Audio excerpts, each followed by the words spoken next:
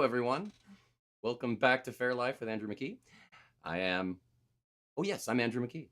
So it is, wow, after another weekend and playing fair and having a good time, like you always do. Of course, Monday I'm a bit wiped, but that's that's the good thing about Mondays. You can kind of recover a little bit from the weekend, and it gives you a little bit of an excuse to kind of go wild on the weekend, so you because you have that day to recover. Definitely. Yes. Okay, good. I was about to say, Janine, that YouTube should be up because I made doubly sure that we were good there. After the couple weeks ago, I was a bit paranoid, so I just wanted to make sure. So excellent. All right. And hey, Chris, here I am. So great to see you. Jan and Damaris and Kurt and Lisa. Yeah, it has been an interesting weekend to say the least. It was the second weekend of my reunion shows with my old bandmate Mark Gunn from the Brobdingnagian Bards, and yep, that was the end of that. So just 2 weekends is when he comes down to Sherwood, but it was a definitely an interesting time to say the least. We were at a particular stage at Sherwood called the Lionheart stage, and there were some crazy sound problems.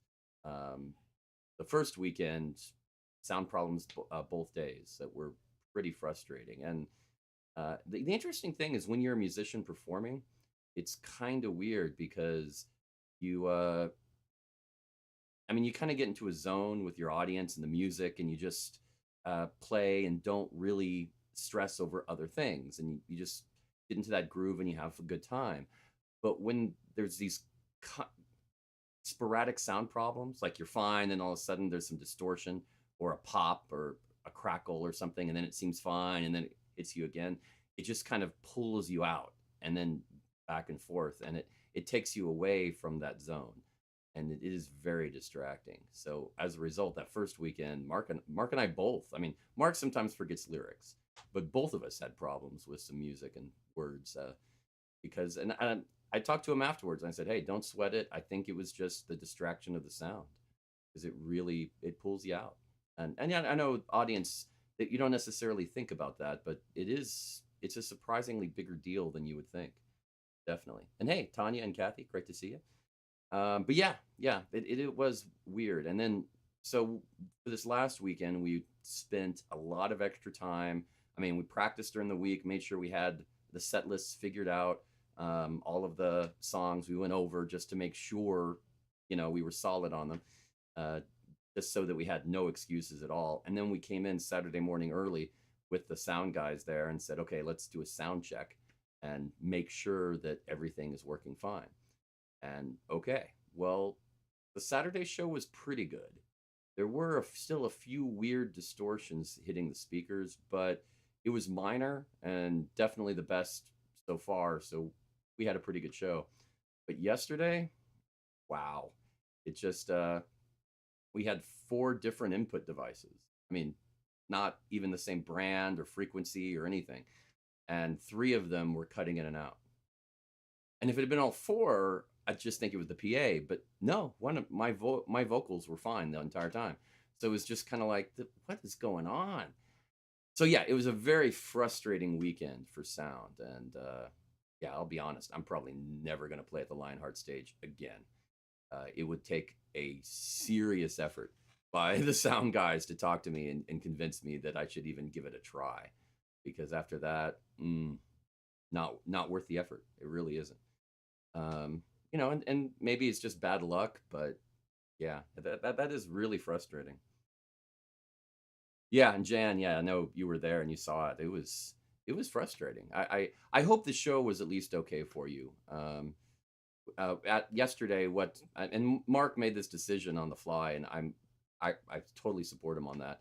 We were trying to figure it out. He messaged the sound people, and they sent somebody over, and he started messing with it. We were already, I think, what 10 minutes into the show or something, and he was messing with it, having some luck, but it kept going back and forth. And finally, Mark just said, "No, forget it. We're going unplugged."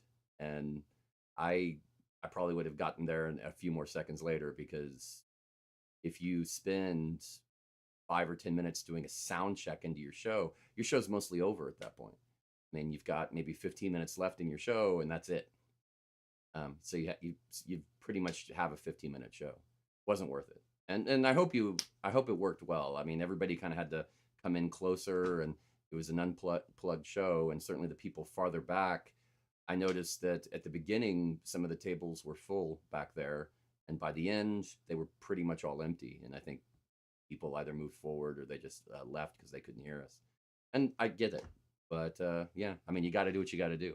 And I think we did the best we could with what we had. Right, right. And I noticed that. What happened with that was, I mean, afterwards, I think that was my vocals because I took it off my headset, but I assumed that he was going to mute everything once we said we're going unplugged. So I didn't bother actually muting my mic. And I think that's what caused it after we shut everything down. So, yeah, because it wasn't easy for me to mute it and start playing real quick. So when I heard that, I was like, ooh, I wonder if that's what it is. So I turned it off and that seemed to take care of it. But yeah, it was definitely interesting. Well, thanks. I'm glad you enjoyed the shows, even with the problems. I mean, and that's kind of what you do. I mean, it's never perfect, but you try to do the best you can with what you have. Yeah.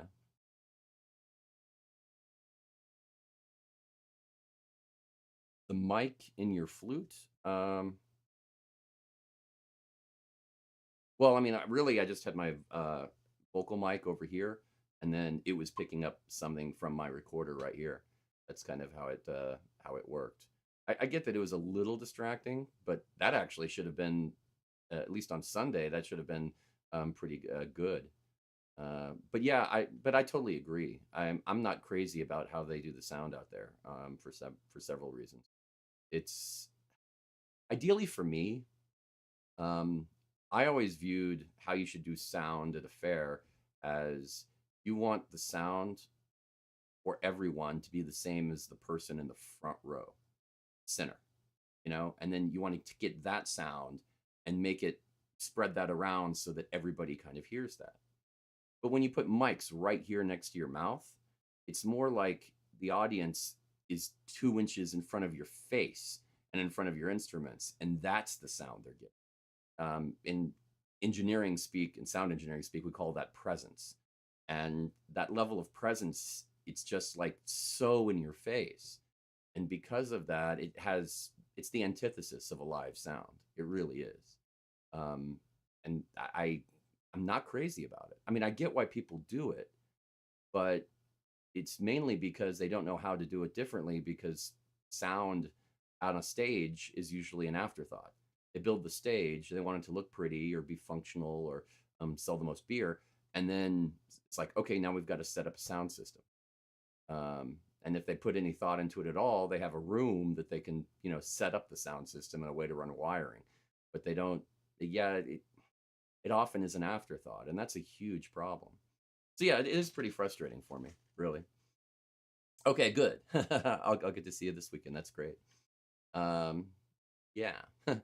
But I still, like I said, I think we made the best of it, and it worked out all right. So it was unplugged. I kind of sometimes I actually kind of prefer being unplugged if we can get away with it because it seems more real to me. Is how I'll phrase it. I don't know what you think. I mean, if you had a choice between unplugged show and like a live unplugged show where you were just a few rows back so you could hear clearly, or a fully mic'd, produced, sound engineering, tweaking levels and adding reverb and all of that to the sound, which one would you prefer? And I know there are some of you that probably would prefer the engineered version that sounds more like a CD.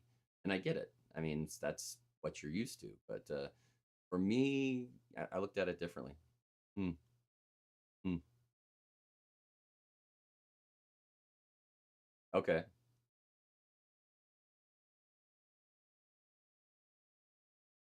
Okay. Yeah. I should be. That's as far as regular stages, it's going to be. Well, I mean, sometimes the shows change week to week, and now that I did that one with Mark, I and some groups have left and others are coming in. I assume next weekend I'm going to get different stages. It's going to be a little different. So I mean, I think it'll mostly be the same, but there's probably going to be a couple of differences, and I'll post it. I'll post it on the my pay or my Facebook and Life's Affair, so you can check it there.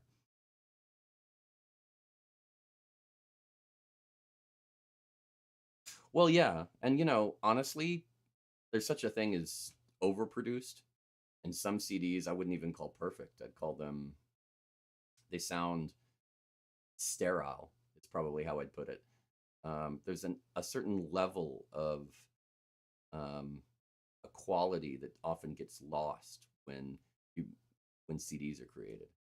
Um, and sometimes you do keep that quality. I mean, it depends on the production and the producer and the sound engineer, but it's not always easy to do. I mean, even if with the best intentions, it's often hard to do.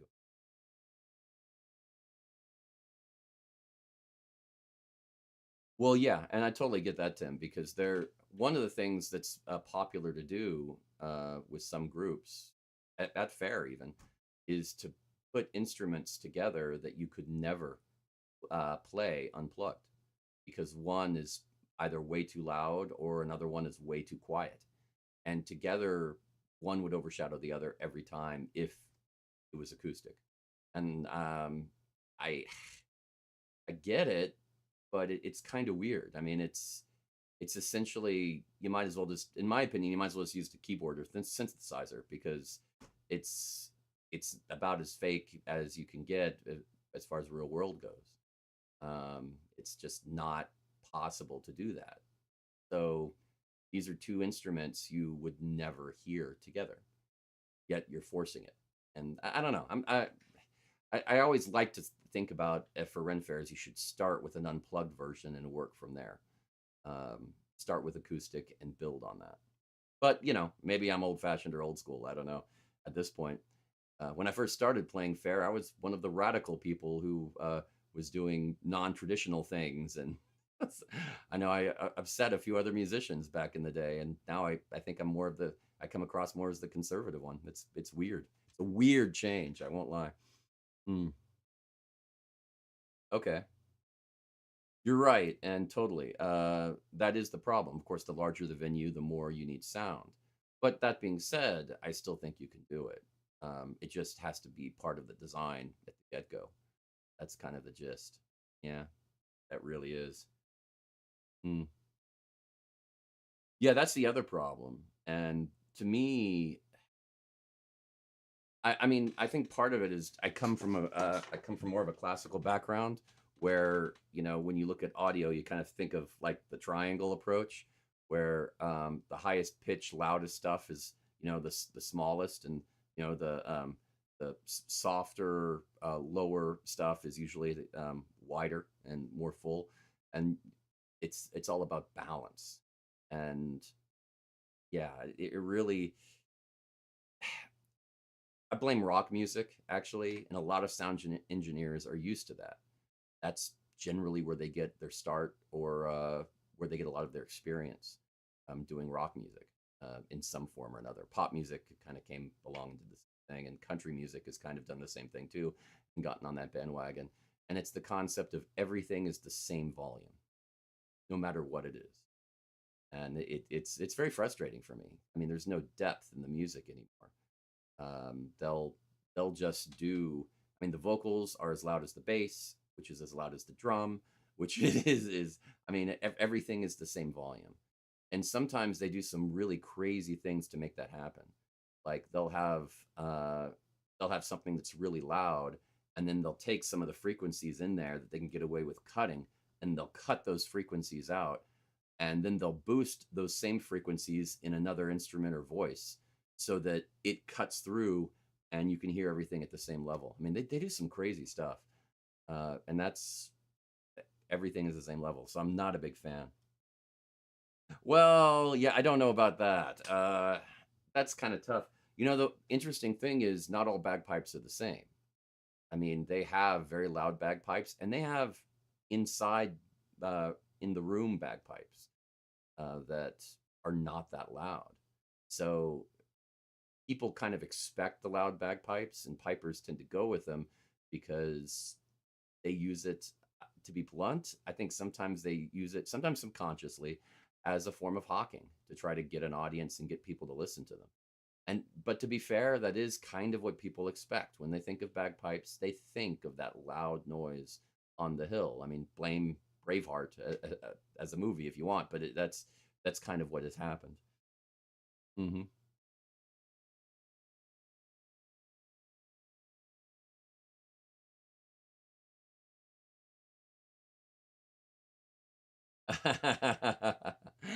Yes, yes.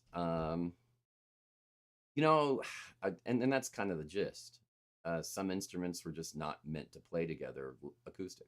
Um, but that being said, even brass instruments, I mean, they have mutes where you can attach a little cover on the horn output, and it will really lessen the volume a lot. And you can do some really creative things with that. And there are songs that call for that specifically. So it's not unheard of. It's just you've got to adapt and work with it. Um, so it is possible.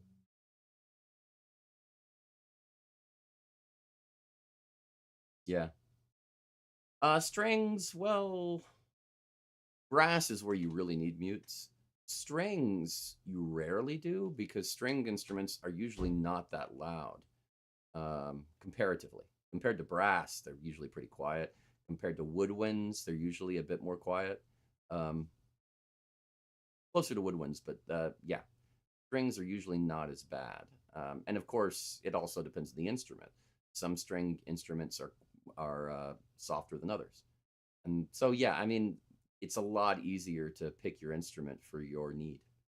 And that's why it's usually good to have more than one instrument of whatever you're doing for different uses. You know, you can have your very loud version, your very soft version, and your medium version.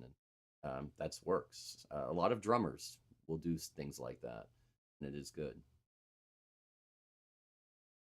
Yeah, that's usually how you start. You don't have to buy a full set of pipes. You just buy the chanter, which is kind of it's actually kind of like a recorder, but at the top you have a you breathe into it, and then it has the double reed inside that plays like kind of like a bagpipe would.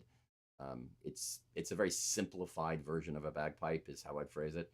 Um, but yeah, it's a way to kind of just get used to the fingerings to do it, and that's really the trick for it. So yeah, that's what a chanter is. It works really well.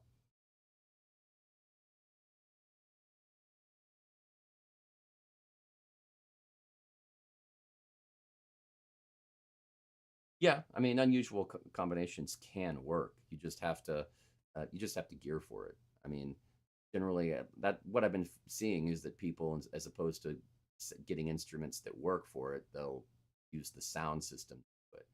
And I mean, that's why some groups only play their shows, and that's all they do during the day because they don't participate in any other events, whether it's pub sing or morning jam, because their instrumentation can't really do it live like that unplugged. They're only geared for plugged in. And at a Ren Fair, that just is really weird to me. Always has been. Yeah, which is interesting because I mean, churches are normally very good acoustic spaces. Um, but yeah, bowed psaltery is a very quiet instrument. But of course, you can mic it so that it is a lot more acoustic sounding as opposed to having like a pickup or a very, very close mic. You can have it be a little farther, mics a little farther away so that it's more like somebody is sitting down. You can also put a little, if you have a good enough sound system, you can add some reverberation to it so that it sounds like it's a little farther away. You can simulate that a little bit. And that's why a lot of PA systems have a reverb knob and an option. Not all, but a good number of them do. That is kind of the standard thing to add, and that tends to give it a little more of a live sound. It takes away that presence that I talked about earlier. That's such a problem. Well, yeah, and that's interesting. when you get other traditional instruments, uh, yeah, it can it can be very interesting.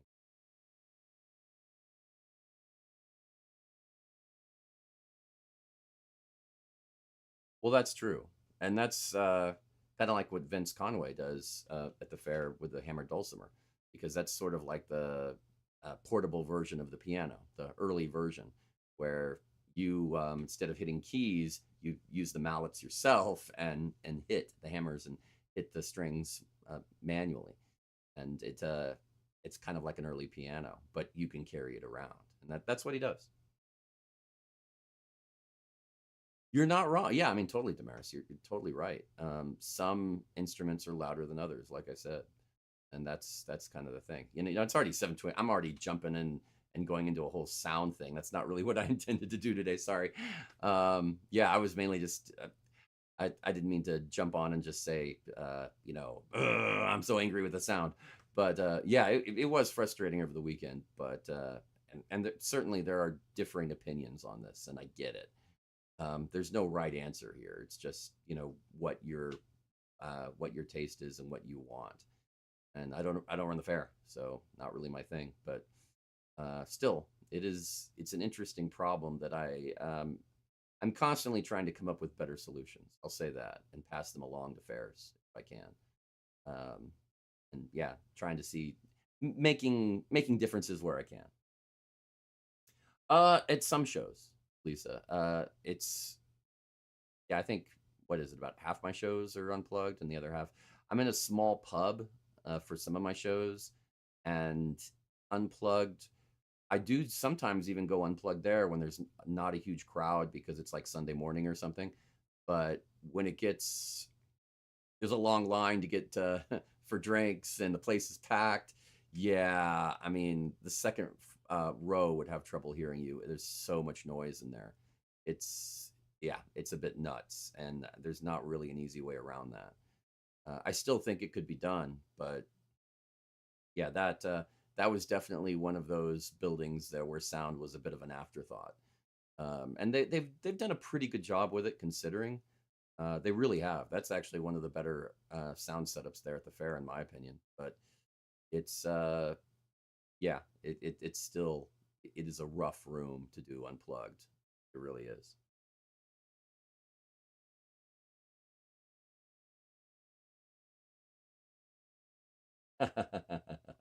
Funny, Tim, funny. Well, I mean, but I don't just do stages. I also play music in general. And one of the things I was going to talk about was the dances that I play with Alan Adale and a couple of the Tolston Troubadours. And we do that right before parade. And that is a lot of fun. And it's an interesting mix. I will give them some credit. It is very fascinating. We'll play uh, we'll play three dances, three dance tunes. The first one being Heralds in Love, the second one being Spangaletta, and the third is Goddesses. And they do those dances and do a few fights and a bit of the scenario, but where the actors talk and do different things, and then we jump in parade. Actually, here, let me play a little bit of that to give you a taste. I know Chris has been after me for a while to play more music, so I'm trying to do that a little more.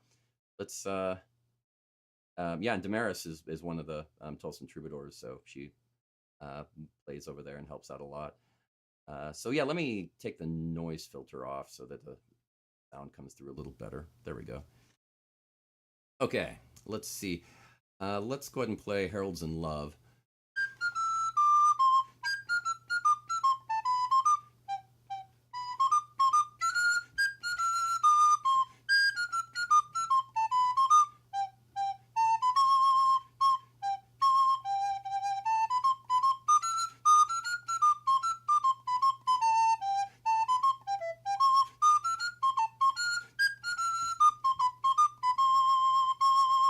Which is Heralds in Love, and that's a fun one.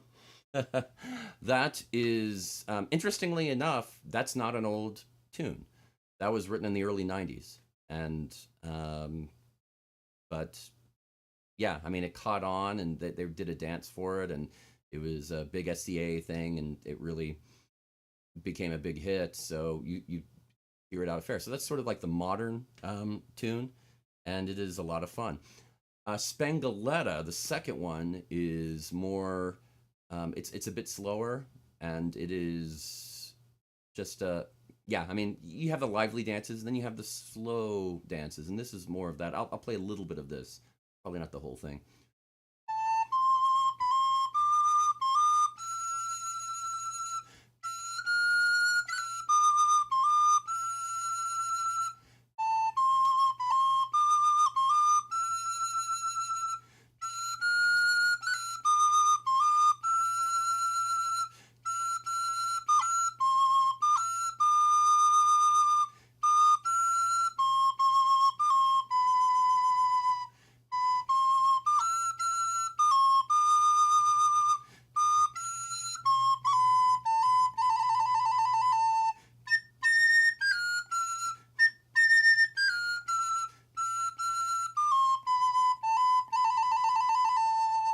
So that's a little bit of Spangaletta. Um, and oh, what kind of dancing? This is mostly, yeah, what kind of dancing? This is English country dancing, is pretty much the way to look at it for the most part. I mean, Harold's and Love's new, but that's kind of that court dancing, English country dancing is kind of the gist of what they do. Yep, that's what she does. Drums along. Now, Goddesses is interesting, and we've done this for a few years now. In the last few years, I had a tough time with it. What Alan Adale, he is in charge for the dancing and goes through rehearsals with all the dancers and plays for them so they can be prepared. So he runs the dancing, the music part for the dancing.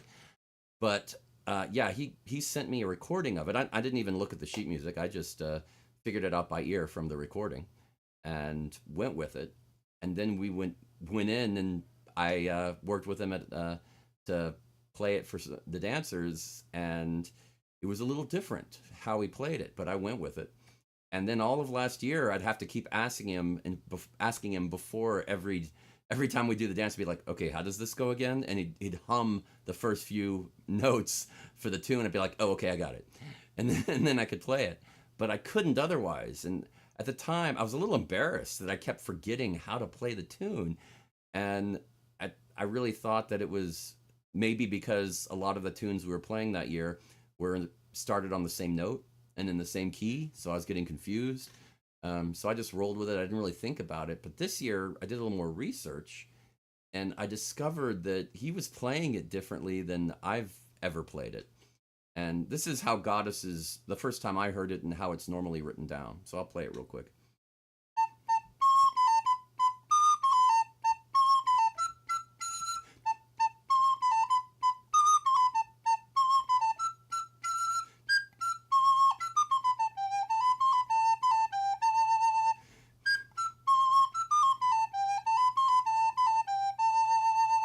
And that's Goddesses. It's in 4/4 time. But what Alan Adele did is he's playing it in 6/8 with the chords he plays, and it really threw me. I just rolled with it and played along, and on the fly. I guess I'm fortunate I can do that, but it always threw me because it's not what my ear was used to hearing in my brain. So it always sounded wrong, and I could never place it. So at least I know what the problem was. 6/8, it sounds like this.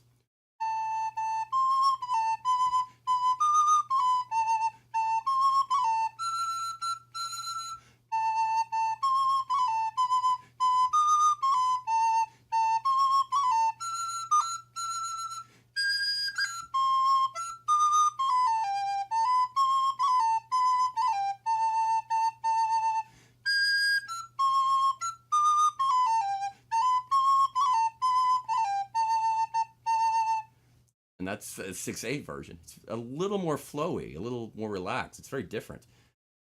So yeah, I just rolled with it. But once I figured that out, now it all clicked, and I think in 6/8 time, and I can play it no problem without. I don't have to be prompted. But that's Goddesses. The interesting thing is in 4/4 to go through it once, it's about 21 seconds or so. In 6/8, it's closer to 29 seconds.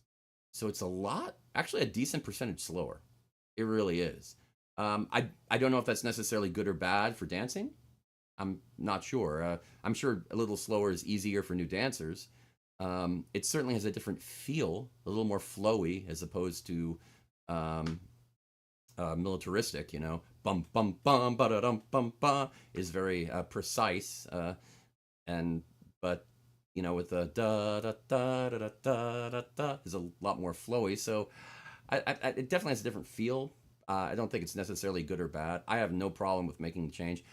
I know that there are some musicians and SEA people who would really be upset with that and be kind of like, "Oh, you can't change. That's horrible. That's not how it was played back then." And I take huge issue with that because anybody who gets to a level of professional musician, they love to change stuff.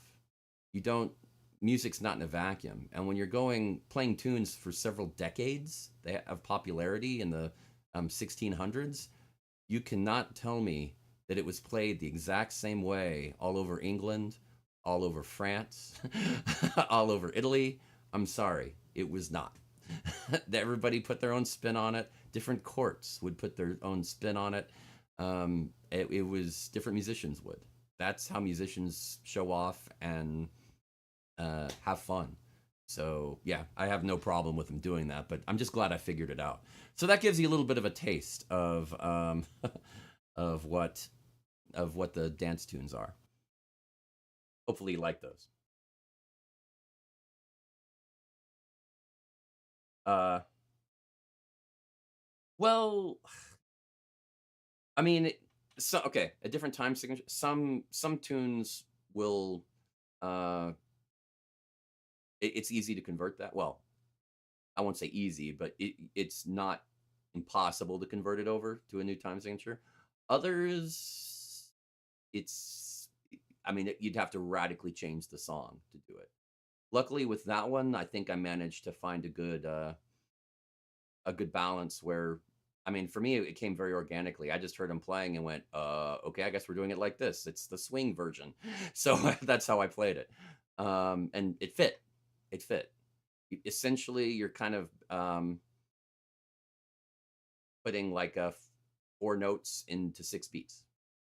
So you just have a little bit more pausing in between here and there. And that's it. It's doable. It's possible. Mm.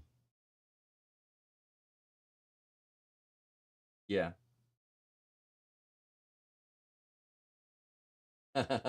Well, I tried, and Chris, honestly, you were the reason why I did it. You kept after me saying we want songs, so I listened. I did. I did. But yeah, yeah. Oh yeah, Z. Okay, there. And that's I think that's okay. That makes a lot of sense, and that's why Alan played it that way. I'm sure part of it was the way people were clapping, but I don't know what conversations went on during rehearsal. But I will say I've never heard it that way ever. And I've looked online several weeks ago, and I could not find any reference to anyone doing it in 6/8. Every bit of sheet music I've ever seen or heard of was in 4/4. So it's definitely very different, which is not that bad. I mean, that's different is often good, and I totally yeah. Regal is hey, I can totally respect that, and I there is one thing I do. I didn't really play this earlier, but with goddesses, I actually mix it up as well because we do it that slow and they repeat it six times. Well, after the fourth time, the fifth time through, they do a kind of a good handoff kind of flowy thing around. So I change the melody a little bit to kind of I don't really change the melody, but I change the pauses and the pattern that I do, so it all just kind of flows together, and that just to kind of add a little more oomph to it towards the end, the last two times through, because the worst thing you can do musically on a dance tune that keeps repeating and repeating and repeating is to have it sound redundant. So I always try to make a few subtle changes, um, even if it's just the uh, difference in how much power I put into a note here or there. The farther the tune goes, the more power I'll put into it to kind of end on a crescendo. I mean, that's kind of the concept that I go with, trying to have a make the tune like a walk in the park. not just standing still. You don't ever want to feel like you're not going anywhere. So that's my approach. So yeah, good insight, Z. Thank you for that. I wasn't like I said, I wasn't privy to that conversation, so I'm glad you were you remembered. And totally agree. Variations are my favorite. Well, I'm sorry, I didn't mean to get all musically technical either. This has turned into a weird show, but hey, not like my shows are normal. Oh, thank you very much. I appreciate that. Well, let's go ahead and jump um, onto the fair map here because we do have a few fairs, so I should jump in on that before it's already getting pretty late in the time.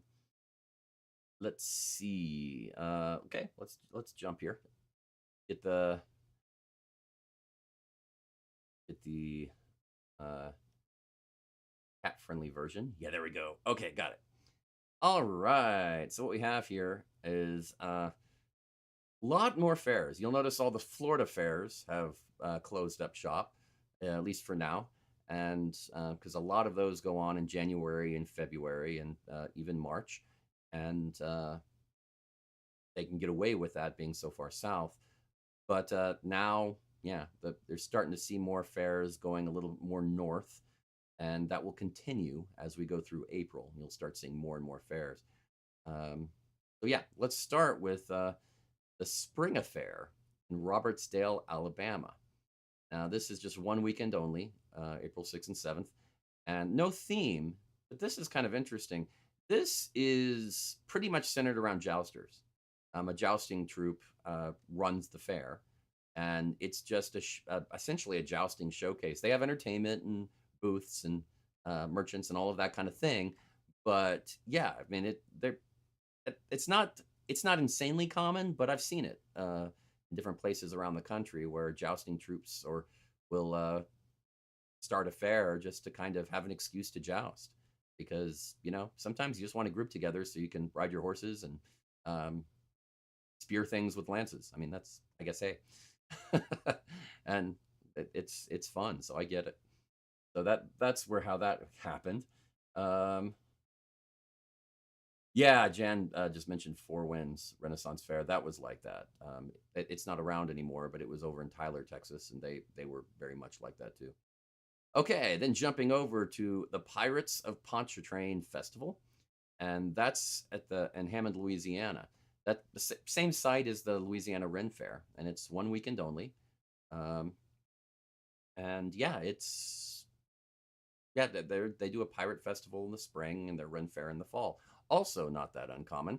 They uh, you've got that land with places for booths and stages and all of that. Might as well use it in the off season, and I think it makes a lot of sense. And they've done it for a few years now, and it's come along.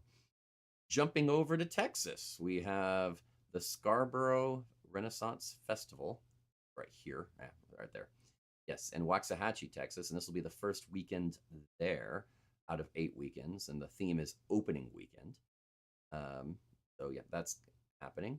Then we have the Avalon Fair in Kilgore, Texas. This is the first out of 5 weekends. No theme there as well.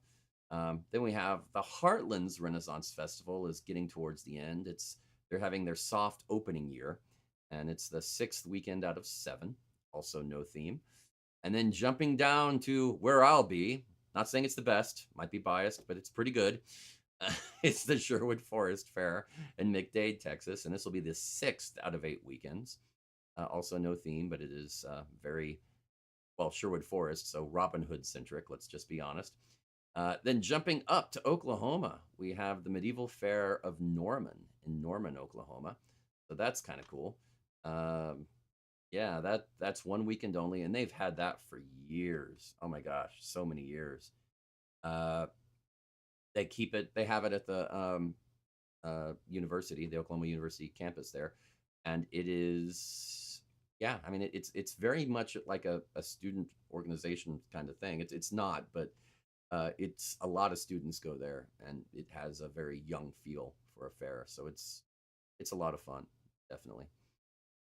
Then jumping over to the New Mexico Renaissance Celtic Festival. Now, this one's interesting. It's one weekend only, And I'll be honest, I almost didn't include it. I was tempted not to because it's in Edgewood, North New Mexico, and it's one weekend, but it's held at the Wildlife Nature Park and Zoo, and they have a ridiculous number of themes.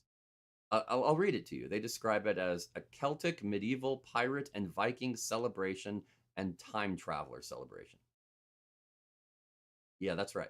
They just pretty much picked every theme that a Ren Fair does for each of their weekends, and they made their one weekend all of it. So it's more like a it comes across more like a park or a zoo just wanting to put on an event and wanting to just do a general Renaissance festival theme and go with it. And I think it might be a little too uh, theme of all trades, master of none. I'm not sure, but it does seem very hodgepodgey. Wasn't sure. Yeah, I mean, it's kind of like a con, but I mean it's at a park and a zoo.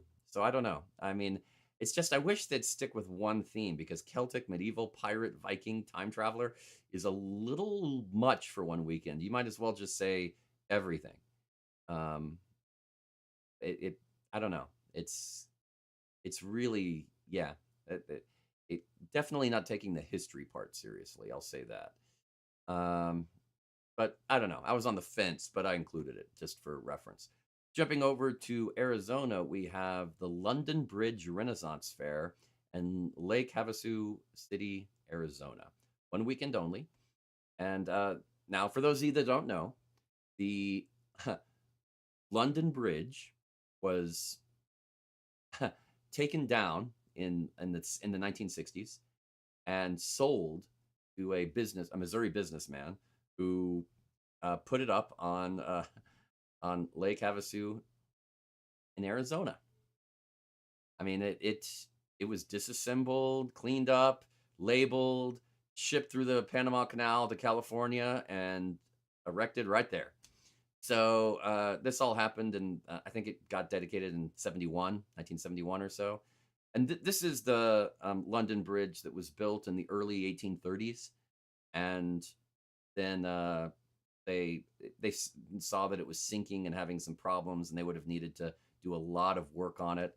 So they just decided they would just build a new one, and they tried selling it, and somebody bought it. It's an interesting tourist attraction, and it's kind of cool. But having a fair there, hey, it's London Bridge in Arizona. I think it makes sense. I'll say that I don't have a problem with. I don't have a problem with. Then jumping over to California, we have the original Renaissance Pleasure Fair in Irwindale, California. This is the first weekend out of 7. No theme for the first weekend. They have themes later, but this is the original, as in the first Renaissance festival in the country. And I think it started in what 63, but yeah, it was yeah, that is the oldest, and it is a very fun festival. I haven't been, but I have friends who have, and I've always heard great things. So definitely something to check out if you can. Mm. So yeah. Ah, yes. Well, if you're curious, the bridge sold for about 2.5 million back in 1968. So now you know. So it might be a little more expensive now, but yeah. Yeah, I totally agree. I would love to go to that fair. That is on my list. I would like to go to the Renaissance Pleasure Fair sometime. Like I said, I've had friends who've gone, and it has always heard great things.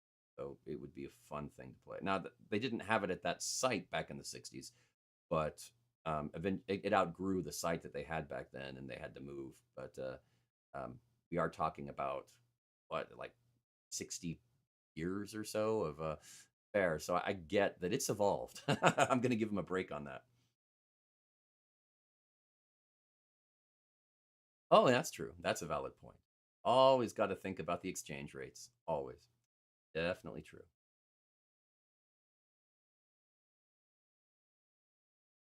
Okay, well, let's go ahead and shut this down. And that is, that is the fair list. And there you go. Well, it's already 7:46 and I've talked your ears off. Sorry about that. Hope you had a good weekend and hope you have a great week because I'm really looking forward to this coming up weekend. It should be a lot of fun. I've got a little time this week finally because the last several weeks I haven't had much for various reasons. So I'm gonna prep some new songs and really work to have some fun for this weekend. So hopefully I'll have something something to share. I did do some tests with my GoPro from my pack basket this weekend, but I haven't had a chance to go through the footage yet and really see what's going on. But I did have a few glitches, and I'm going to research those and work through them. But yeah, I mean, it's one of those things. It's a process. I think once I have it down, it's going to be great. So that's the plan. Oh yeah, and thanks very much. And yeah, have a great week, and I will see you next week. Have a good time. The Fair Life.